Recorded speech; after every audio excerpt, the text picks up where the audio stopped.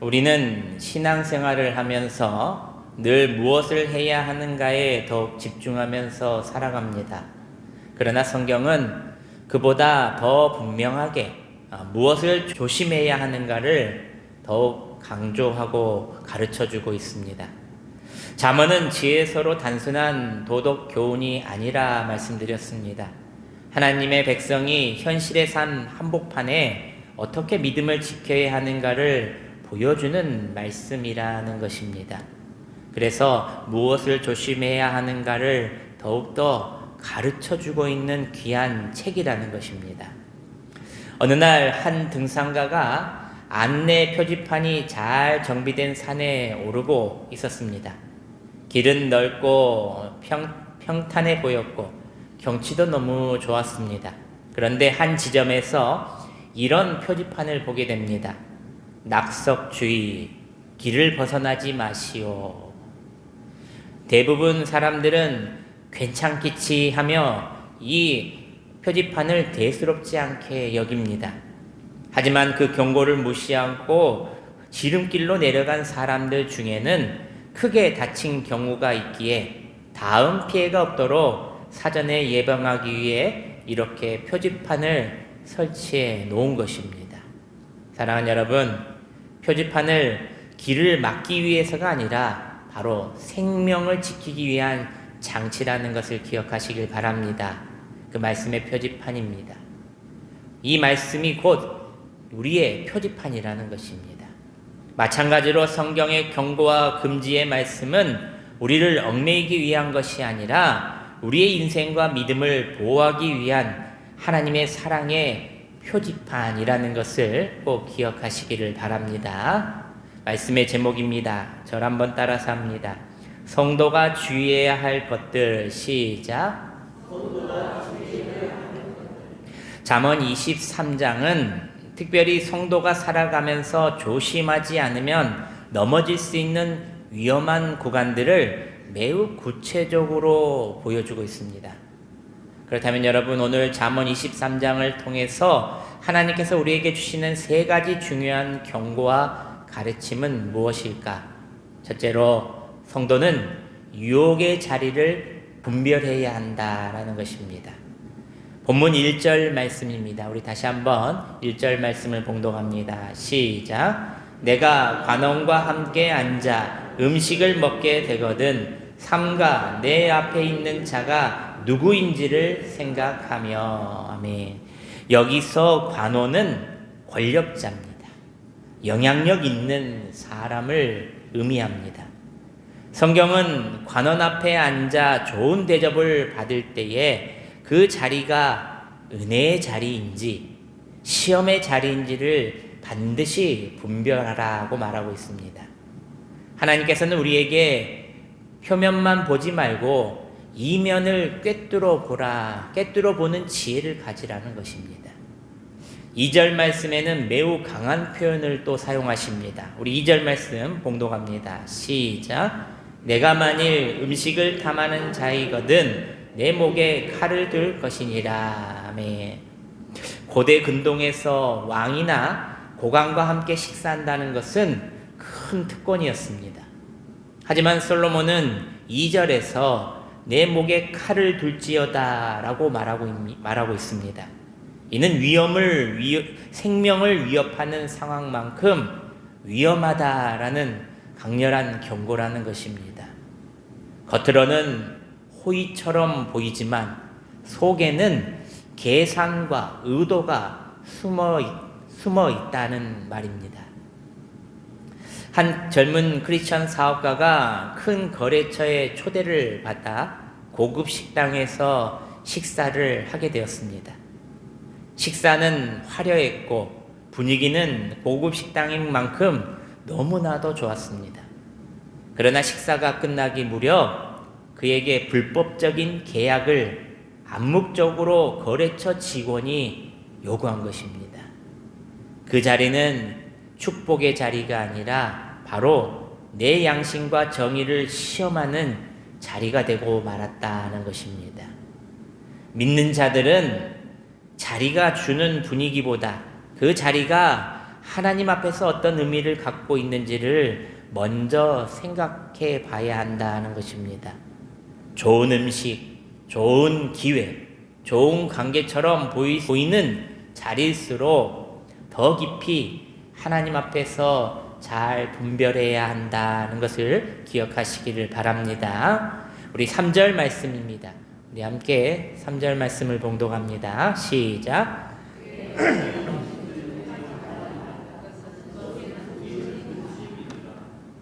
3절 후반절 말씀을 보시면 속이는 이라는 단어가 나옵니다. 히브리어로 카자부라고 합니다. 이 말의 원뜻은 거짓말하다, 기만하다 라는 뜻을 가지고 있습니다. 바로 그 화려한 식탁 뒤에는 거짓과 올무가 항상 숨어 있다는 것입니다. 세상에는 뭐가 없다고 말합니까? 공짜가 없다라고 말합니다. 이를 공자무득, 무임승차라고 말합니다. 아무 대가 없이 얻는 것은 없다라는 말입니다. 대가 없이 이익만 얻으려는 태도 또한 잘못됐다라는 겁니다. 몇 년 전 한 고위공직자가 퇴직 후에 인터뷰에서 이렇게 말한 적이 있습니다. 제 인생에서 가장 현명한 결정은 공짜 점심을 거절한 것입니다. 그 한 끼의 거절이 제 자리를 끝까지 잘 지킬 수가 있었고 무엇보다도 제 가정을 지킬 수가 있었습니다. 여러분, 그냥 쉬운 공짜 점심, 이 점심도 믿는 사람들은 헛되게 생각하지 않았다는 겁니다. 4절 말씀을 보면은 3절의 교훈에 대해서 말해주는 말씀입니다. 우리 4절 말씀을 함께 봉독합니다. 시작. 부자 되기에 애쓰지 말고 내 사사로운 지혜를 버릴지어다. 아멘. 여기서 중요한 것은 부 자체가 아니라 부자 되기에 애쓰는 것을 말합니다. 여기서 애쓰다라는 말은 히브리어로 야가라고 합니다. 그 뜻은 지치도록 노력하다라는 의미가 담겨 있습니다. 그러니까 부자가 되기 위해서 지치도록 노력하는 것을 말합니다. 여러분, 부자가 되기 위해서 노력하다 보면은 얻는 것도 있겠지만 여러분, 잃어버리는 것도 반드시 있다는 겁니다. 하나님께서는 부 자체를 금하시는 것이 아닙니다. 부를 얻기 위해 자신을 소진시키는 것을 바로 경고하고 있는 것입니다. 여러분, 하나님께서 언제는 우리에게 부를 주실 수 있는 분입니다. 언제든지 우리에게 부를 주실 수 있는 분. 이 모든 것이 바로 하나님께부터 나왔고 하나님께서 다스리시며 하나님이 모든 만물의 주인이시기 때문에 가능합니다. 그러므로 어리석은 인생은 부를 얻기 위해 자신의 인생을 소진시키며 사는 자라는 것입니다. 하나님께 구하고 하나님의 나라를 위해서 애쓰다 보면 하나님께서 자동적으로 복을 주시는데 자신의 힘만으로, 자신의 노력만으로 하나님이 없는 그런 열심을 가지다 보니 자신의 인생을 소진시키고 자신의 건강을 소진시켜서 많은 것을 얻어도 잃고 만다는 것입니다. 4절 말씀을 계속 보시면 사사로운 지혜라고 나옵니다. 이것은 인간적인 판단, 세상적인 계산을 뜻합니다.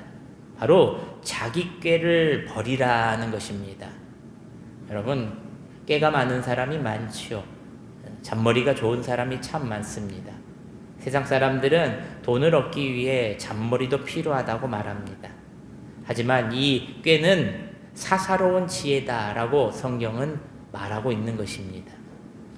5절 말씀입니다. 제가 한번 읽어드리겠습니다. 5절 말씀. 내가 어찌 허무한 것이 주목하겠느냐. 정령이 재물은 스스로 날개를 내어 하늘을 나는 독수리처럼 날아가리라. 이 5절은 재물의 덧없음을 독수리에 비유하고 있습니다. 재물이 마치 생명처럼 스스로 날아가 버린다는 생생한 묘사를 하고 있는 것입니다. 현대 경제학자들도 이 말을 인정합니다. 돈은 행복의 필요 조건이지 충분 조건이 아니다라고 말합니다. 돈은 필요하지만 돈으로 다 되지 못하는 것이 우리의 인생이라는 것입니다. 사랑하는 여러분, 물질의 유혹 앞에서 우리는 잠언의 지혜를 통해 분별력을 길러야 합니다.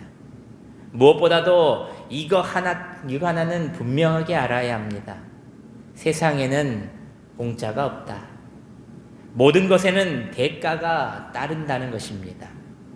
우리의 영혼을 지키는 것이 더욱 물질을 얻는 것보다 중요하다는 것을 오늘 말씀에서 꼭 기억하시길 바랍니다. 성도 여러분, 우리는 유혹이 노골적인 자리로보다 오히려 좋아 보이는 자리, 편해 보이는 자리, 유익해 보이는 자리 앞에서 더 말씀 앞에 깨어 있어야 한다는 것입니다.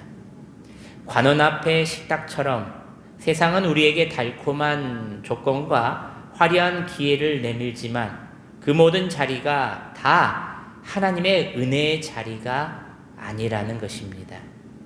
어떤 자리는 우리의 양심을 시험하고 어떤 자리는 우리의 믿음을 흥정하며 어떤 자리는 우리의 영혼을 대가로 요구한다는 것입니다. 바로 사탄의 유혹처럼 말입니다. 그러므로 이 자리에 나에게 이익이 되는가, 이 자리가 나에게 이익이 되는가를 믿는 자들은 항상 기도하며 하나님께 묻고 먼저 이 자리가 하나님 앞에서 옳은 자리인가를 잘 분별하시는 여러분들 되시길 바랍니다. 세상에는 공짜가 없지만 하나님 안에는 값없이 주시는 은혜가 항상 넘치도록 있다는 것을 기억하시기를 바랍니다. 부자가 되기 위해 쓰는 인생이 아니라 하나님을 신뢰하며 사는 인생을 선택하시길 바랍니다. 날아가 버릴 재물을 붙잡기보다 믿음과 양심과 영혼을 지키는 것이 지혜로운 성도의 삶이라는 것을 꼭 기억하시기를 바랍니다. 둘째로, 성도는 헛된 것에 마음을 두지 말아야 한다라고 말하고 있습니다. 우리 9절 말씀을 우리 함께 봉독합니다. 9절 시작. 미련한 자의 귀에 말하지 말지니 그가 내 지혜로운 말을 업신여길 것임이라. 아멘. 제가 이전에 설교할 때 한번 말씀드린 적이 있는데 약국을 4개 운영하던 집사님의 이야기를 한번 해드린 적이 있습니다.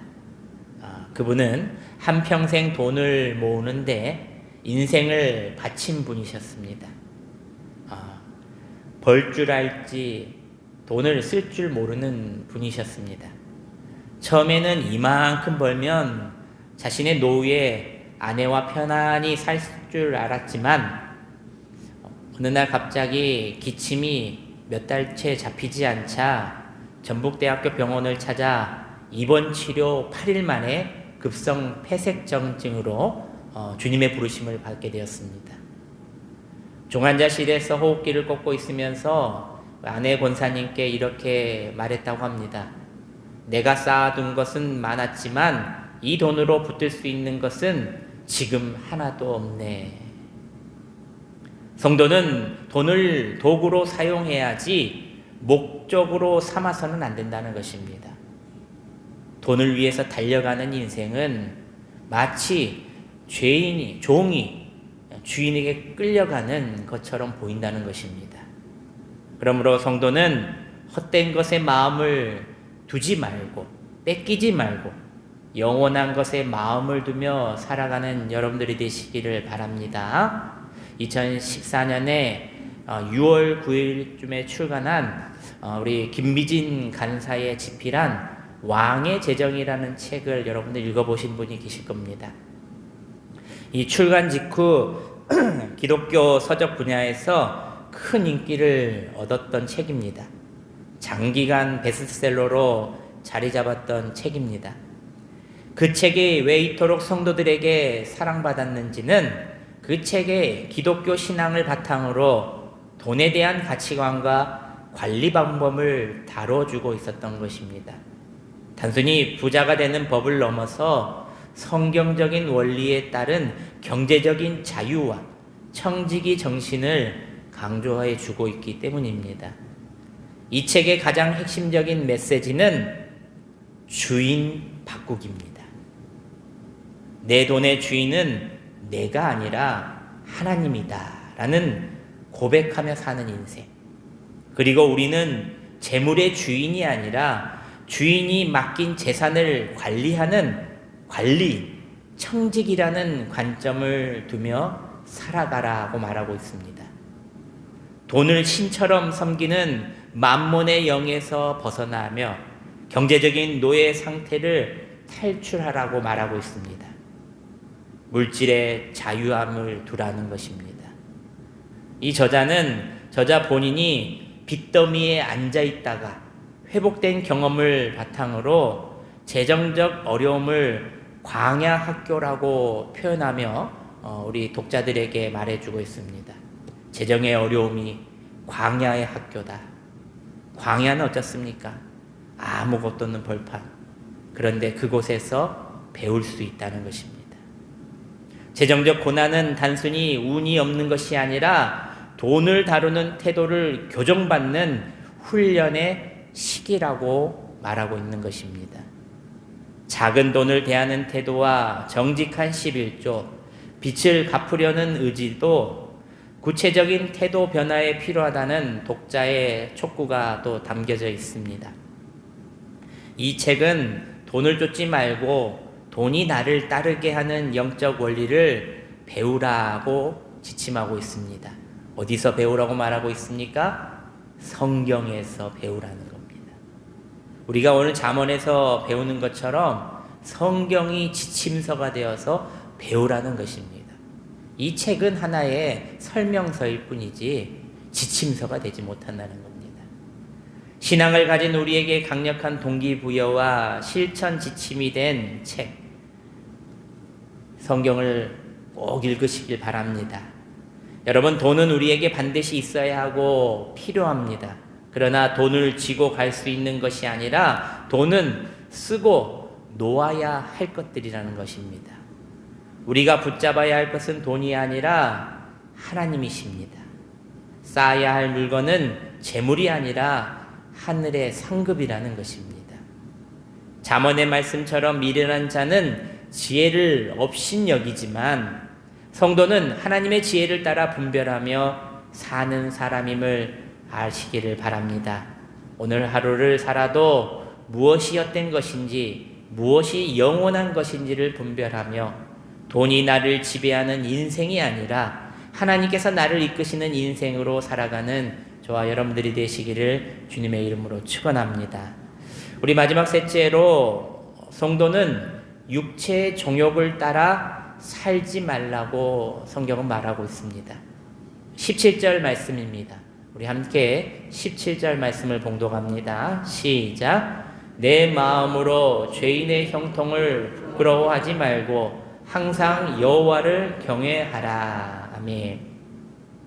TV를 켜면 SNS 핸드폰을 열면 불의한 방법으로 부를 쌓고 성공한 사람들의 이야기가 넘쳐납니다. 우리 마음속에 물음표가 생깁니다. 이 세상에서 정직하게 사는 게 무슨 의미가 있느냐? 세상에서 잘 되는 것처럼 보이는 사람들의 모습에 우리는 마음을 뺏기지 말고 하나님을 경외하는 것이 진짜 나의 미래를 지키는 것이다 라고 성경은 말하고 있는 것입니다. 나의 미래를 지키는 것, 그것이 바로 하나님을 경외하는 것이라는 겁니다. 세상의 모습을 마음을 뺏기지 않는 것을 말하는 겁니다. 하나님께서는 육체의 방종을 또 경고하고 계십니다. 20절과 21절은 구체적으로 술 취하는 자들, 고기를 탐하는 자들과 사귀지 말라고 말합니다. 왜냐하면 술 취하고 음식을 탐하는 자는 가난하여질 것이기 때문입니다. 전주시 중독관리통합지원센터의 정신건강사회복지사가 한 말입니다. 제가 만난 중독자들 중 90% 이상이 처음엔 통제할 수 있다고 생각했다고 말합니다. 하지만 중독은 서서히 확실하게 사람을 파괴합니다. 가장 좋은 치료의 예방은 이를 가까이 하지 않는 것부터 시작됩니다.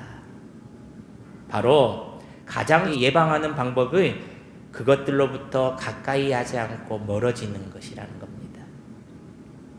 성도는 우리 마음이 방황하지 않도록 바른 길로 가도록 힘쓰라고 말합니다.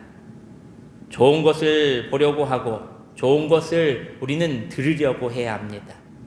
무엇보다도 하나님께 가까이 하는 것이 내게 복인 줄 아시길 바랍니다. 여러분, 좋은 것을 보시길 바랍니다.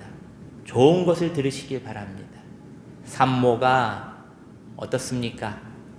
내 뱃속의 아이를 위해서 좋은 것을 들으려고 하고 좋은 것만, 이쁜 것만 먹으려고 하지 않습니까?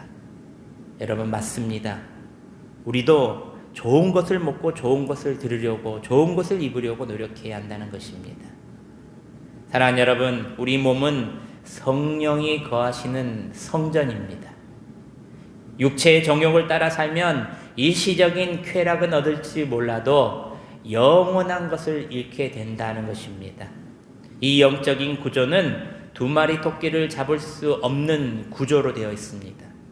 그러므로 육체의 정욕을 따라 살지 말고 순간의 쾌락이 아니라 영혼을 선택하는 성도, 하나님을 가까이 하는 것이 참된 복임을 아는 여러분들이 되시길 바랍니다. 하나님을 경외함이 우리의 미래를 지키는 것임을 기억하시고 또 악한 것으로부터 멀리하고 악한 것으로부터 끊어내는 육체의 정욕을 따라 살지 않고 하늘에 소망을 두고 살아가는 여러분들의 인생이 되시기를 주님의 이름으로 축원합니다. 사랑하는 여러분, 말씀을 맺습니다. 오늘 잠언 23장을 통해서 하나님께서 우리에게 분명하게 말씀해 주십니다. 신앙은 무엇을 더 가질 것인가가 문제가 아니라 무엇을 조심하며 지켜낼 것인가가 문제다라고 말해주는 겁니다.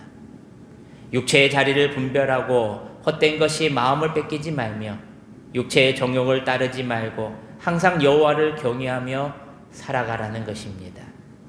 오늘날 성도는 이 진리를 너무나도 쉽게 여기며 쉽게 세상과 타협합니다. 편하면 내려놓고 손해가 되면 미루고 분위기가 불리하면 침묵합니다. 그러나 성경은 분명하게 말해줍니다. 진리는 어떤 상황에서도 지켜야 할 가장 값진 보물이다. 성도는 세상의 기준이 아니라 하나님의 말씀을 기준으로 삼는 사람이 되어야 한다는 것입니다. 부자가 되기 위해 애쓰는 인생이 아니라 하나님을 신뢰하고 사는 인생, 순간의 쾌락이 아니라 영혼을 선택하는 인생, 사람 앞이 아니라 하나님 앞에서 정직한 인생으로 끝까지 믿음을 잘 지켜나가시는 저와 여러분들이 되시기를 주님의 이름으로 축원합니다. 기도하겠습니다.